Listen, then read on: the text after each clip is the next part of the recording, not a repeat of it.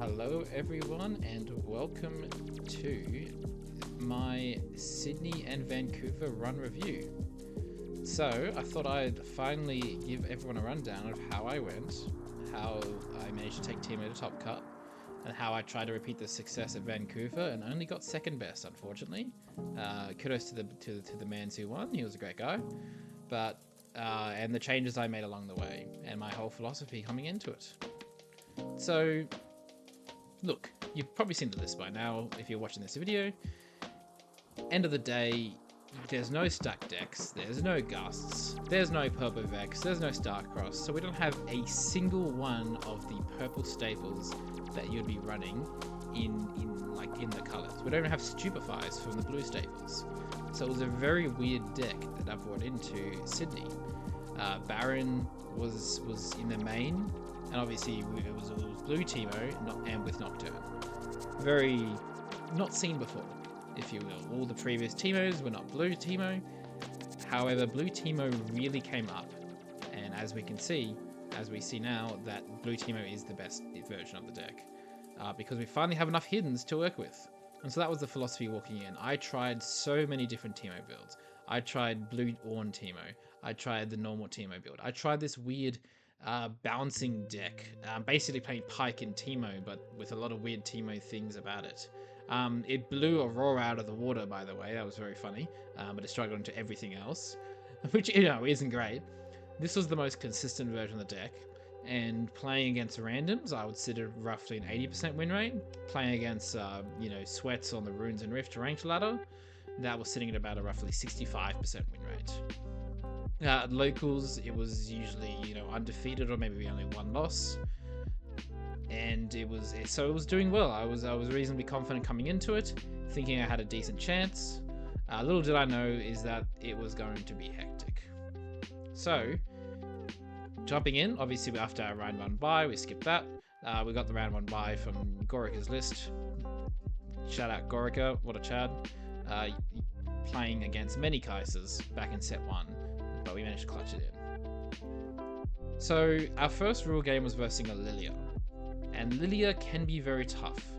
So I managed to win 2-1 against Lillia by the player named Melodoodle. She was really great. She's actually a TV personality, and she actually was featured on a local TV station where she's one of the anchors, I believe. Either way, anyway, she did a fantastic job, and it was a tough one. You need to hit your 3 damages to win, and if they get a Mask of Foresight, now you need to hit 4. If they get 2, now you need to hit 5, or those sprites will overcome your Teemo, and you need to hit the damage. So this entire deck was built with the premise in mind that it will do 3 damage on 90% of the time, and that's the hidden ratios are there for a reason. And it did limit deck building. You cannot alter the deck too much. However, it really did come in clutch against Lillia. So that 3 damage average means those sprites were never enough to get over. And what I actually did was, after I managed to after game 1, I sideboarded Edge of Nights in to increase that hidden ratio, because we really needed to hit those 3 damage plus hits. We took in Turn of Dust to get rid of the Mask of Foresight, because the Mask of Foresight is the single-handed card that will make you lose against the sprites. It's essentially the whole strategy is your Teemo keeps killing the sprites, and if you need to do everything you can to beat that. The games are tight, but overall it is a comfortable matchup, because you can do what Lillia does, but better. Worst case, you've got stuff like your Existential Dread and your own and switcheroo to get around it, right? The Edge of Nights can also be used to equip to your dudes to make them slightly stronger and get over that 3 might sprite. So your own sprites can now be slightly stronger as well. So, straight after that, we walked straight into a Poppy. Poppy Aurora specifically. So I did win that one 2-1. And it was a pretty chill match. And end of the day, anything that isn't a purple Aurora is a pretty comfortable match for this deck. One game they high rolled, and you kind of just write that off, right? Like, they get a turn 3, you just go next. However, of course, you got to make sure you run the clock. Not slow play. No, I'll never slow play. To my own detriment at Vancouver, as I'll tell you later. But I would never slow play. But you will play at a comfortable pace. Don't concede, because at the end of the day, if they're taking a hot minute, you go to time, you'll always be up points on this deck. So you're happy for the enemy to play slow. But I don't condone, ourselves playing slow, even though it would, have done me quite well. Anyway, that's a tangent. Essentially what happened was it was one game they high rolled, they beat me. The other two I just kind of beat them. Pretty chill. Moving on to the next one, match 4, we were versing Draven. So we're coming into this one undefeated so far against another undefeated player, Ahri. He was on Draven, and the unfortunate thing is because I haven't seen much Draven this set, I actually didn't have much practice against it, and I was a tad concerned walking into it, I'll be honest. However, the mid-range deck, it's just too slow. His removal cards, they don't really work. Like, he does a lot of damage, or he bounces stuff.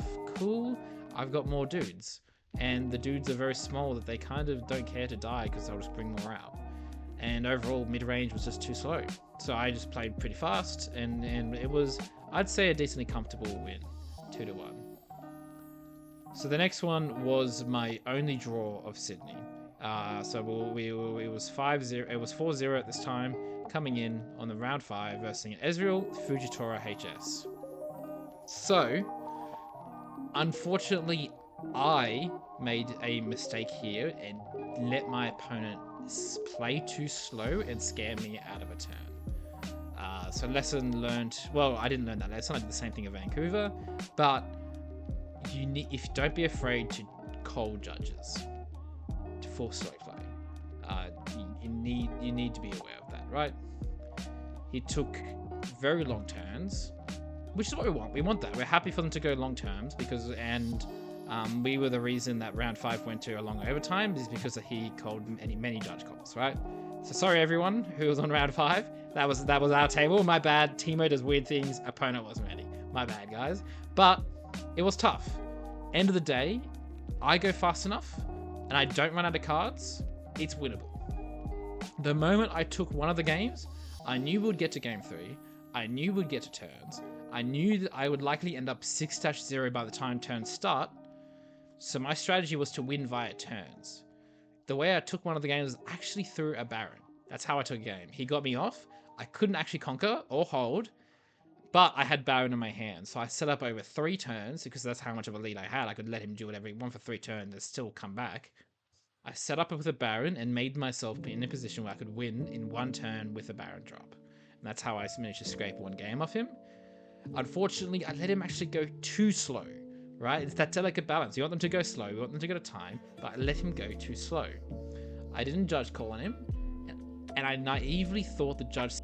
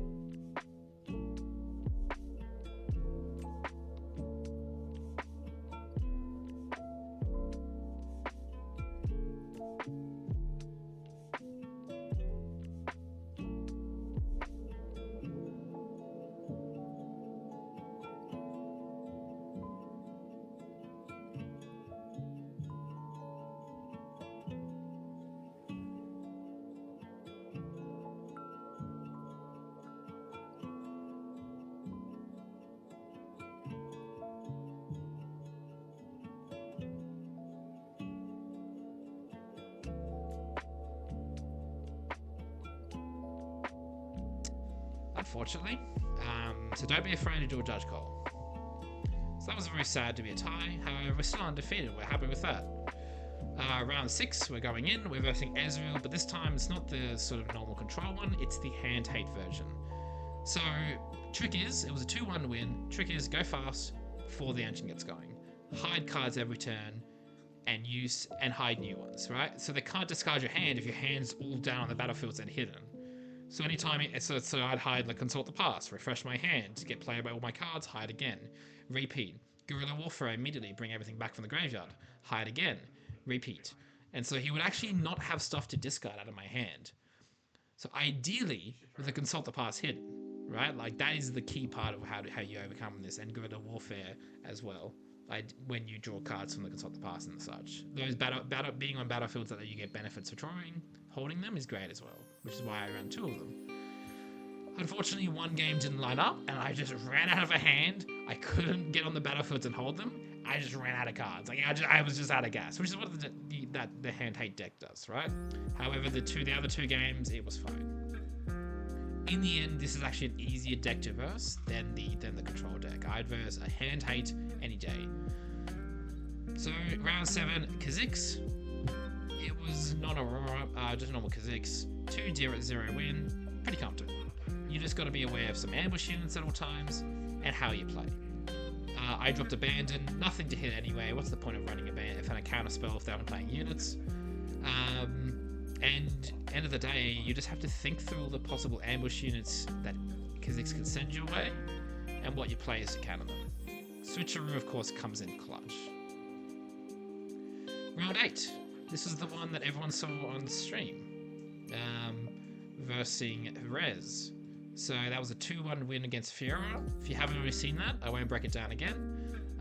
But if you haven't, I won't comment on it again. It was on the broadcast. You know, we did do a Ride the Wind funny meme where we rode Surprise Defender Teemo in and hit the 4 damage high roll we needed to kill the Fiora Conquering. Like, end of the day, it's not really a gamble. I walk in, I kill the Fiora and get a trade, and I take that because that's a really good card to get killed. And I'll bring Teemo back anyway. I've got more Teemos to spare, right? There's so many Teemos.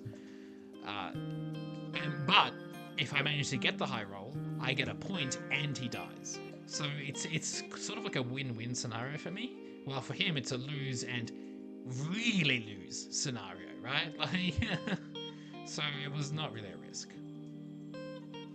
So that was, and I was thinking, I'm pretty happy, right? I'd made day 2. We're still undefeated. We just had a gases game on stream, and then that was that. So we go into day 2, and I immediately verse Talion, one of the best American players in the world, on Fiora. I was not ready. I was like, oh my lordy, here we go. I'm about to get cooked. Unfortunately, I did not cook. I cooked him. I was 2-0 win against Talion. Somehow. The games were actually quite comfortable.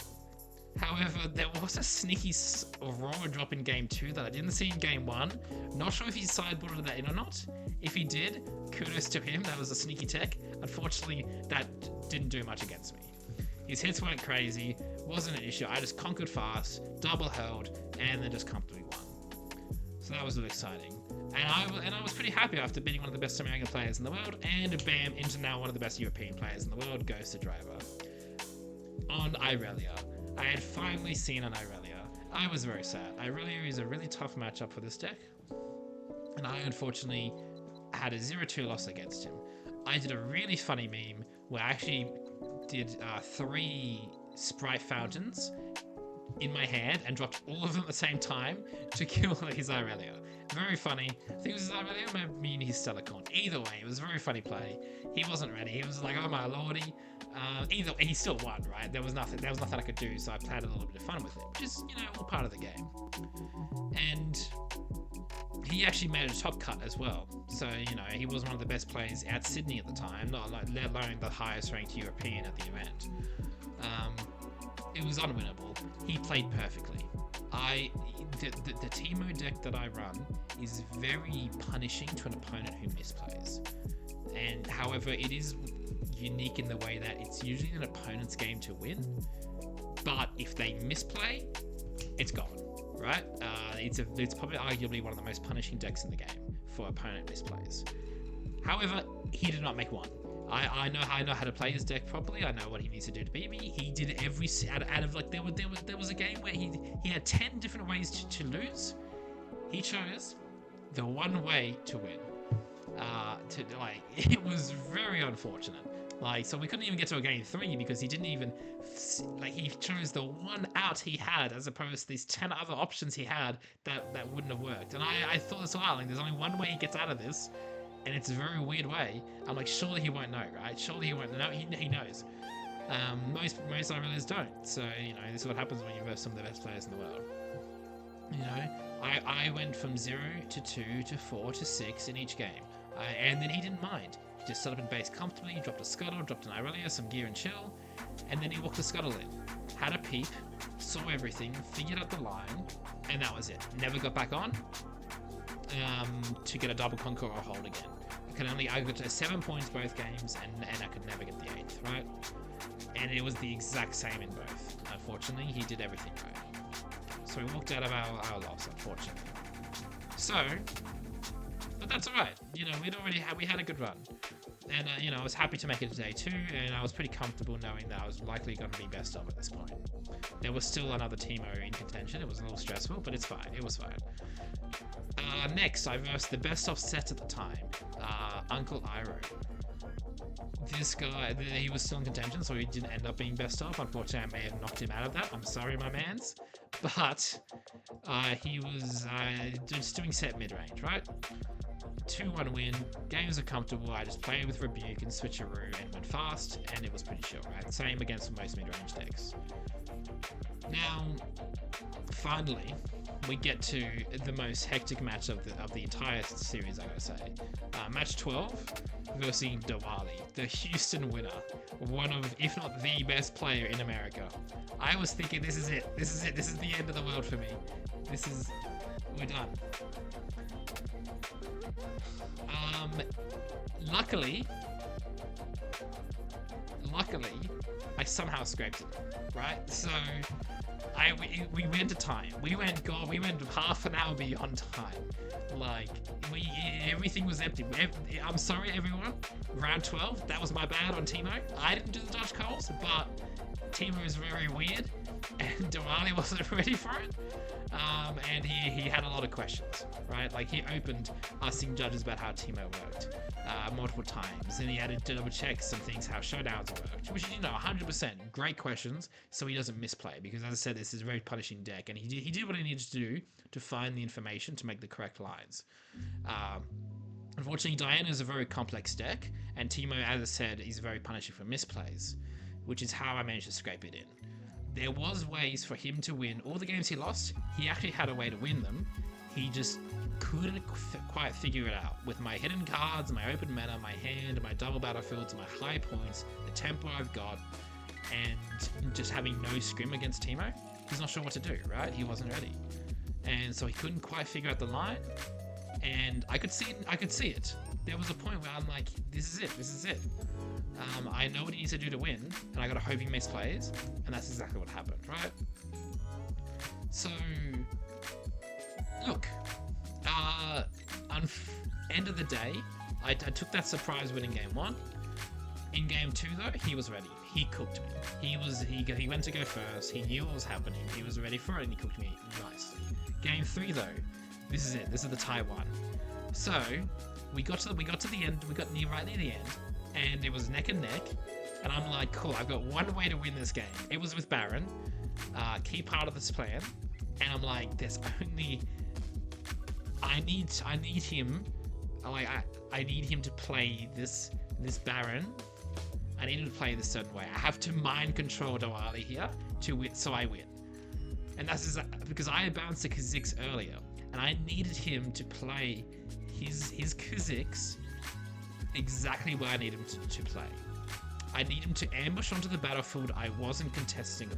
If he ambushed onto where the battlefield I was contesting, I won.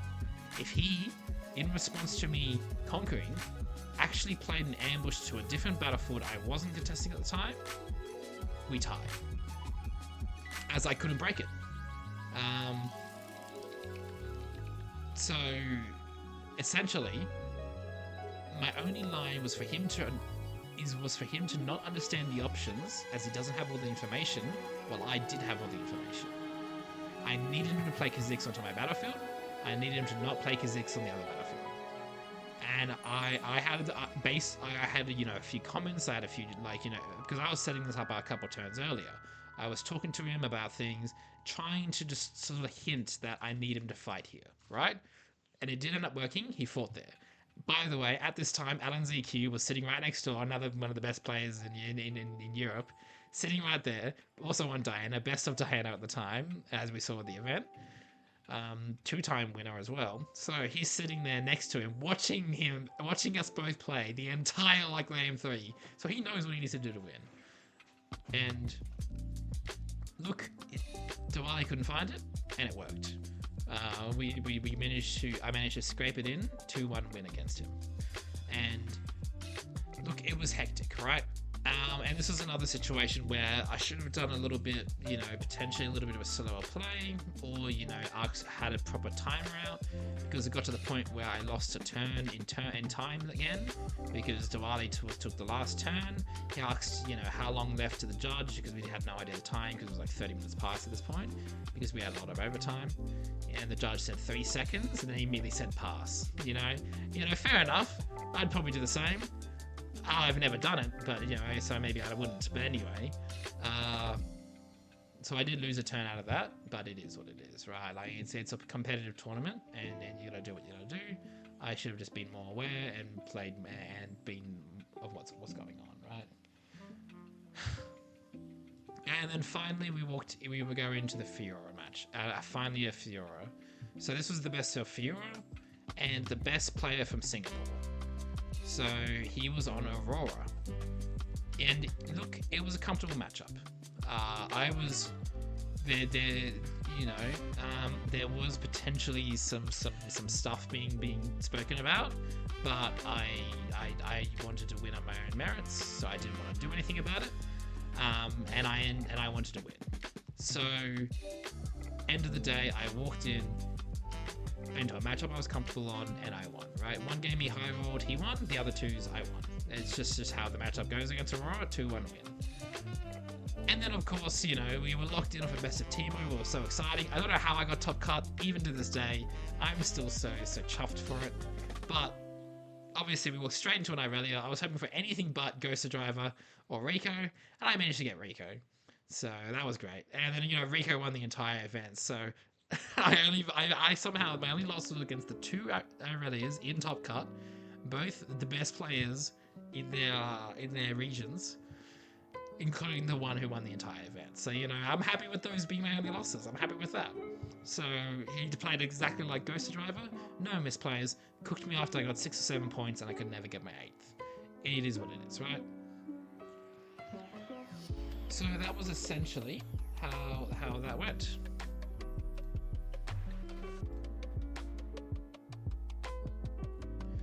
Now, give me a second to bring up. There we go. We got another video to run. Fantastic. Sorry it's a little scuffed, guys. I am new to the content creation program, and it is what it is. I am sorry. So, alrighty. Jumping into what happened at Vancouver. So, walking into Vancouver, I needed to make some changes. I decided to finally slot a single Vex into the sideboard.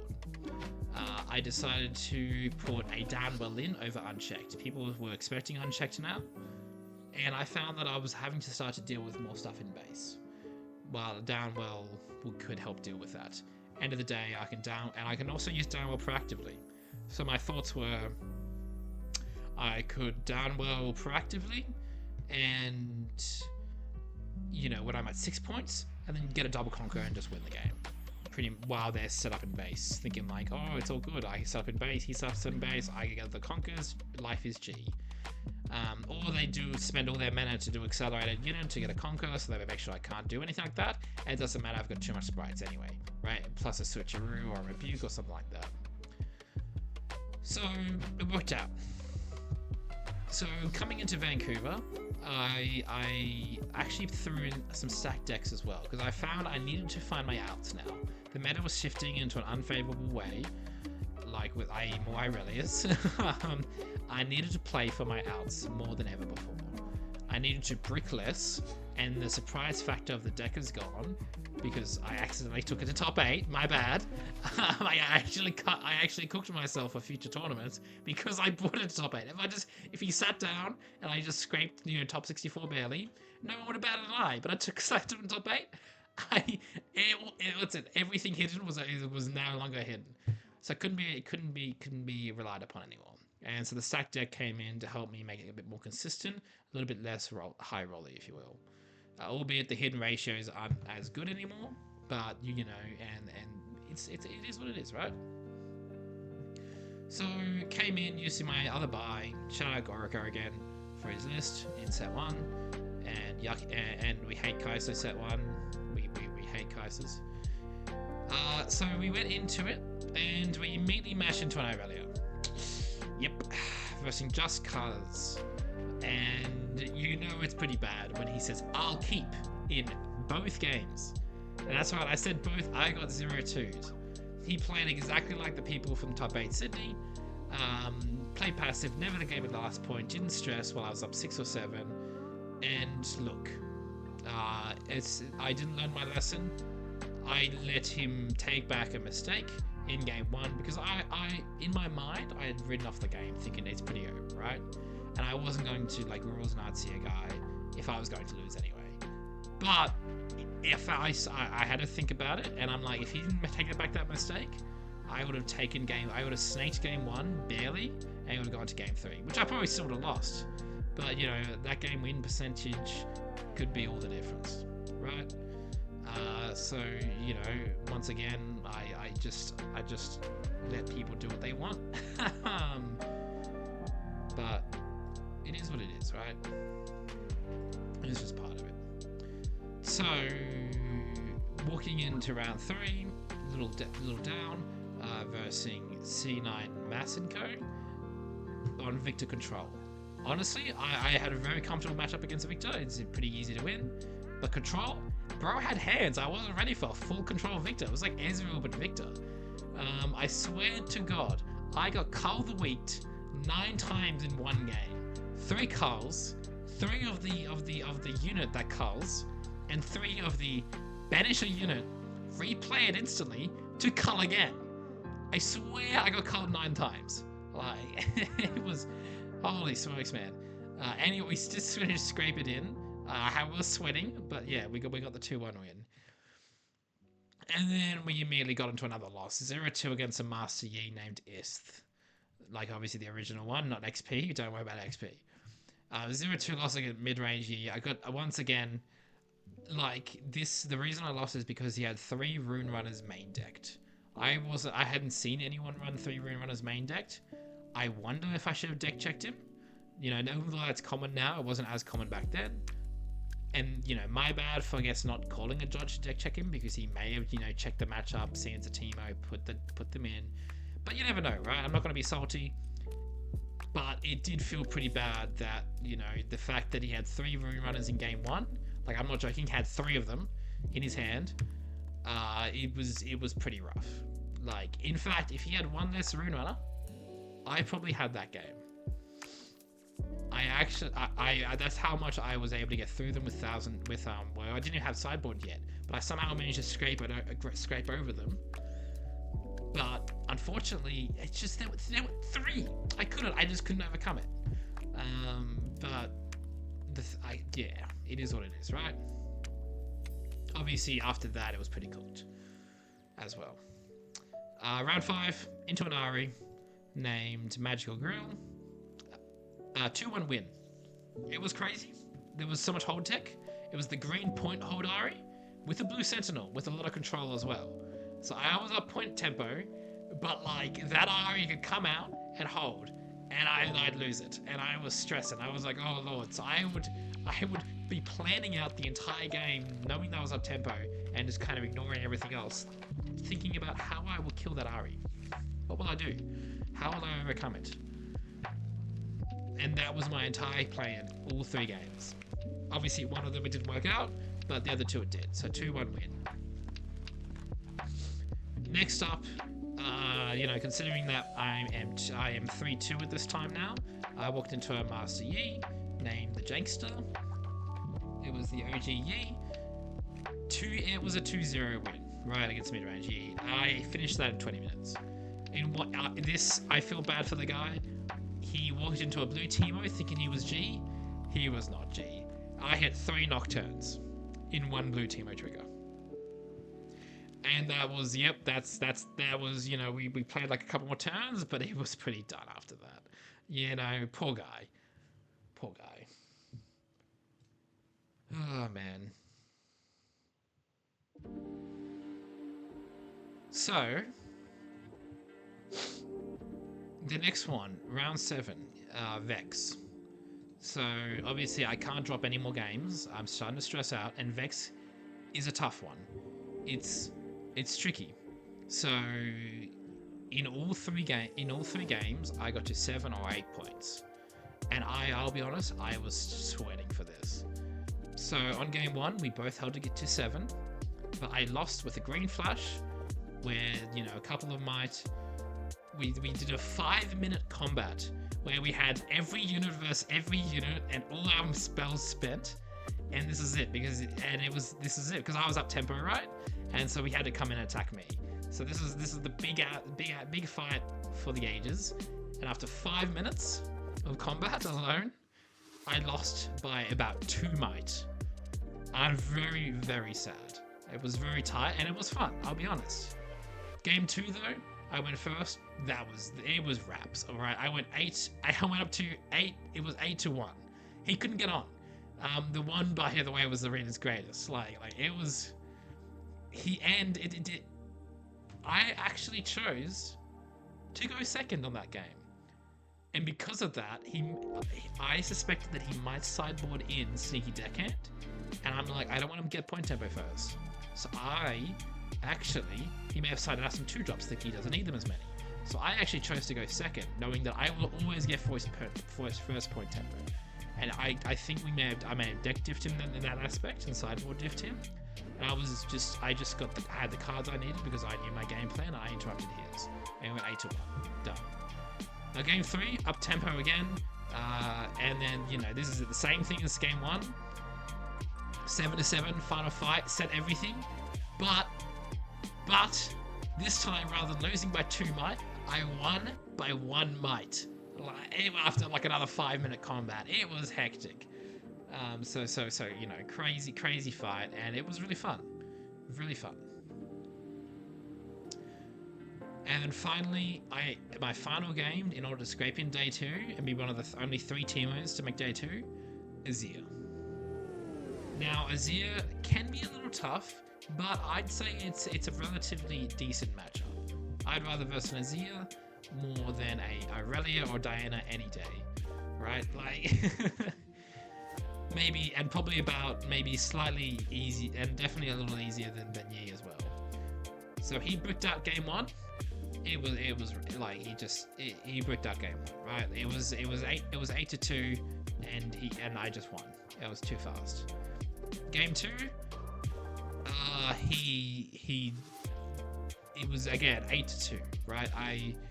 He didn't brick out as much. He set up nicely in base, about to do some massive stuff.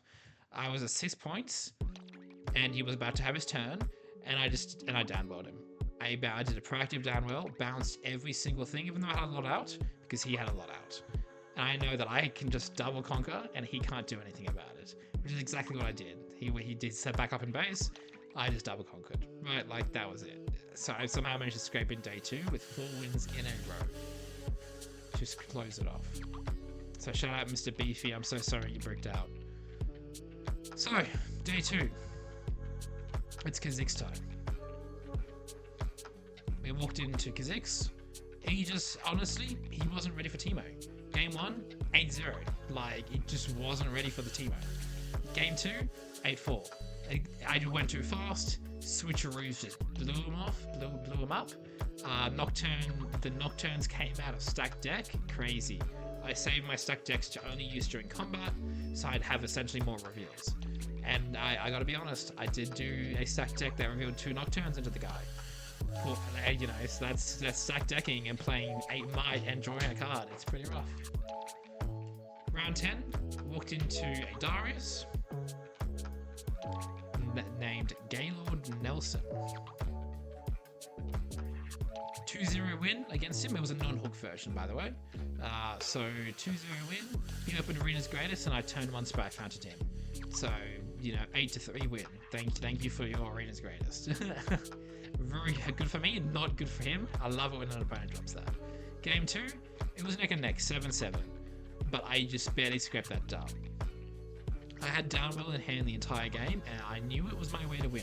I had to kill all of his units that had acceleration in order to do that. He had Rek'Sai, he had Darius, he had other stuff as well. I had to kill them all before I played that Downwell. So that was my entire game plan. The entire game was to kill as many of those as I could, so when I eventually Downwell, he can't get back. So I let the game get to 7-7, and at the end, he had one Darius left on the battlefield, and some other stuff that I don't care about because it's not accelerated. And I knew, and I'm like, look, he's in the situation with the amount of runes he has. There isn't a high chance he can actually play double accelerated units. He will likely be able to play one Darius accelerated and conquer that, and I knew I could kill the Darius with the switcheroo afterwards. So, and then he would be gassed out.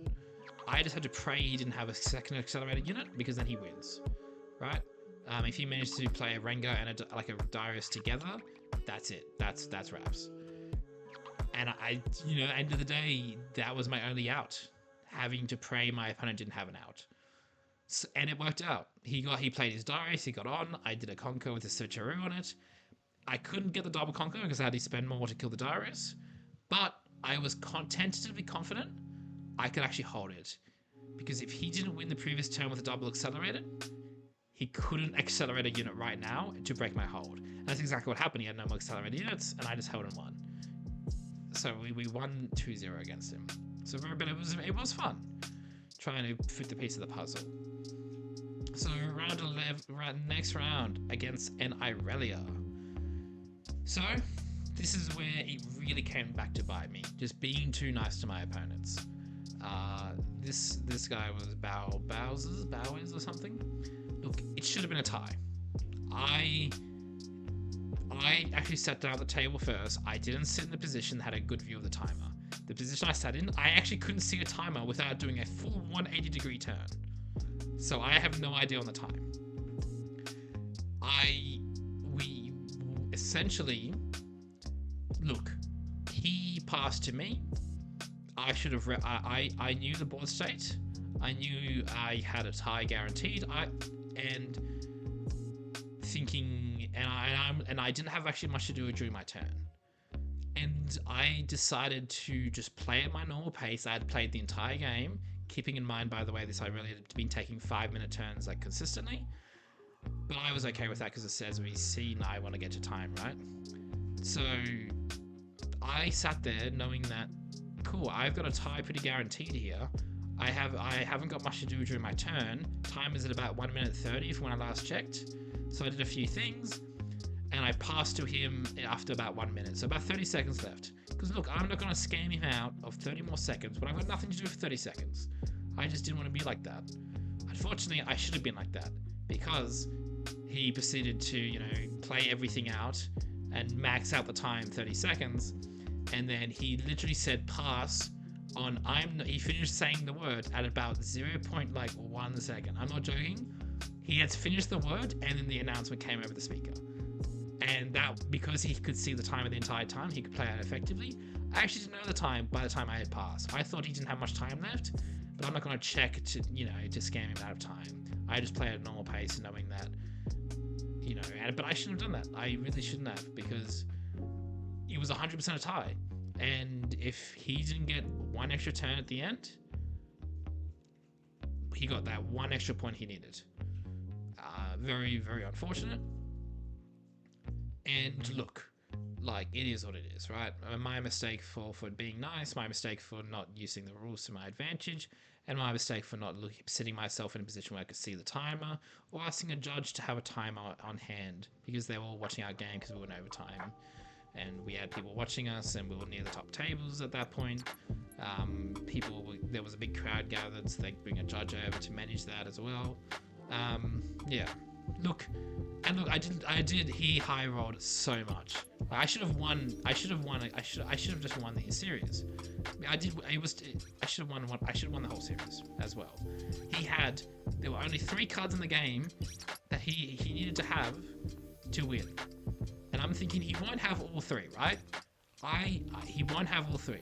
Cool. So I cast a switcheroo. He plays not so fast. No, sorry, he flashes my switcheroo. Ready's up, comes back in. Cool. I rebuke you. Up. He not so fast that. Cool. Then I would do another switcheroo. Surely he's out of gas. No, he's got a Starcross as well. He's fully tapped out. He spent 3 cards. The exact 3 cards that stop rebuke and switcheroos. So I spent my best cards that can't be defied to overcome him, and I thought the game was on lock. But honestly, my bad, it was unwinnable. Like, my bad for thinking I had a chance. So, but like, you know, it was alright. And as I said, I should have taken the game to a tie anyway. But it is what it is. Unfortunately, this decision is likely what led to me getting second best and not the best at Vancouver. So, and let alone top 64, because I only came 121st. So, very unfortunate, which is the reason why I also couldn't go to Utrecht. So, you know, not tying with Irelia cascaded to losing an expensive card, a bunch more prizing, and a whole other event. So, it was very unfortunate that I just didn't want to be you know, I guess didn't want to lack sportsmanship, but you know, in a competitive game like this where such high stakes, it's just part of the game, and I'm gonna do what I guess all my opponents do to me. Round 12 though, moving on, Yi again somehow scraped it in against Phalor, 2-0 mid-range Yi, very comfortable, 8-2, 8-0, all the luck that I was potentially missing out against Irelia, it all came out. It just cooked him. And then finally, I'm thinking like, cool, all our Teemos are now neck and neck, all in day 2, all of us. And then I'm thinking, one person got an easy matchup, and everyone else got a hard matchup, the other 2, including me. I had to verse Diana. Unfortunately, it was a 1-2 loss. It was very tight. All the games got to 7 or 8. I got, like, you know, so close to winning, but, you know, I analyzed that last game so much. I ran it over my head a million times, and end of the day, based on the cards this Diana had, it was unwinnable. No matter what I did differently, no matter what I did, I played my best possible line. And I couldn't win it. So, you know, that is the end of everything, and I unfortunately just barely lost out on that again to get that Teemo. But we had a great fun, and it was really exciting to go to Canada, right? I had some great good vibes. Big shout out to Daniel, you know, the best LeBlanc player in the world, Mr. LeBlanc himself from Challenger TCG. He's a really great guy, and so are all the rest of his colleagues. Really fantastic people that I got to meet, and I was really happy to be there, right? So, yeah, end of the day, you know, some key takeaways. I just realized you just gotta not be so nice. You know, it's part of the competitive aspect is to, you know, utilize the rules, even potentially the table setup to your advantage. And, you know, don't even a single game can be the difference, like that I really reversed earlier, where I could have taken one game. You know, or you know, I could have time scammed an Irelia and I would have tied, which probably would have got me a best of. But instead, I didn't want to do that, and yeah, you know, I didn't deck check potentially the Yi that shouldn't have had 3 Rune Runners in his main. You know, not saying he didn't have them in his main because I didn't deck check him, right? Like, but you know, don't be afraid to do that, because you know, 3 Rune Runners in main for Yi wasn't really done by anyone except like the pros at the time. They had only had them in the side. End of the day, the ones I lost, they were I genuinely don't think I could have done anything different. They were unwinnable. And running the numbers, out of Vancouver, I had the hardest run of all the Teemos. You know, I had to verse some really crazy decks, And while the person who won it, not to discount their victory, but they had only about half as hard, like half their matchups were bad matchups, if you will. So, but he's also a fantastic guy, right? And he played really well. Same with the other Teemo who came third in on day 2. He had a very similar hard matchup like me, and he managed to pretty much get really close. We had the same results at the end. So and he also had a very similar deck to me. So it was really fantastic. However, end of the day, it was a fantastic event, and both of them were. And, you know, I might bias. I think the Sydney one was better. Both the setup, because the timers were so much more visible, and also Sydney's pretty great. Bias here, I'm so sorry. As an Australian, my bad, guys. But yeah, now, what's next? Next is I'm offering coaching.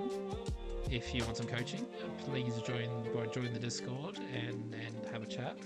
Discord link is in the description. I've got the Teemo guide. If you want a complete Teemo guide as to how to do it yourself, and you know, take Teemo to some skirmish victories and surprise enemies with like what the heck is happening, especially since, you know, a lot of people still don't know how to deal with it, and still. I've got a guide. It's one of the highest rated guides on Metafy. It's one of the cheaper ones on Metafy, and it's extremely successful with great positive reviews. In fact, if you get the guide and leave us a positive review, you'll actually get free coaching. So take up that offer. It's a limited time only. So have a peek in the guide if you will. The guide is in the description. And now, am I going to another RQ? Look, most likely 99% Singapore. However, anymore, I'm not sure. Likely, you know, 20% yes to like a LA, let alone America. However, the only real one that's on the cards is the one in Spain. It's an expensive trip, and there's a lot going on right now in my personal life. But however, if I can scrape it in and make my way over to Spain, I definitely will. I think it'll be a great trip, and I'll see what I can do. Now I have to decide, is it Teemo? I don't know. Am I bringing Teemo over there? And just showing to see how he goes. There's no more best of, unfortunately. No more best of Teemo. But I could still play Teemo and be the best of, albeit getting no card for it. And I'm confident I could get him to top 64 every single event, especially as he gets stronger every single release with new hits. However, you know, it's not that good value, and it's going to cost those trips from Australia is sitting up towards the $4 to $5 grand mark. That if you can't, you know, make it back, or at least offset it by getting something decent, it's a little rough. So I might look for another best of, and the other best of I'm looking for is potentially something coming out new. Fingers crossed we have something else with new hidden synergies. I do like myself some little bit of shenanigans. However, you know, I do have some potential interest in Vex, so we'll see what happens there. But however, Vex is a little bit more meta, I found, than Teemo is. I'm looking for someone off meta. I'm looking for someone high skill cap who's garbage, and seeing what I can do with it. Like, think of Renata tier, because that's what Teemo was. Everyone would put their teammates on the tier list down at Renata tier. And I genuinely think, you know, if I can do that again with someone else, that would be fantastic. I want to play someone that has been written off, and I want to take them as far as they can go. So, but, you know, someone can be complex, not just, you know, someone who people write off like a Rumble, who actually hasn't got much skill, and you just could play Max on curve, right? Like, I want someone cool like Teemo. So we'll see what happens. Fingers crossed, the Vendetta leaks are good, and we'll figure out what's happening, and I'll keep on grinding. So make sure, you know, you leave a like and you subscribe, and you get onto my guide, join my Discord, and I'm going to start streaming on Twitch very soon consistently, so make sure you have a peep at that as well. I might co-stream to YouTube, TBA, I don't know how to figure that out. I'm not a content creator, guys. Let me see what I can do to become one, though. So, thank you for watching. Hope you all having a great day, and I will see you next time. Bye!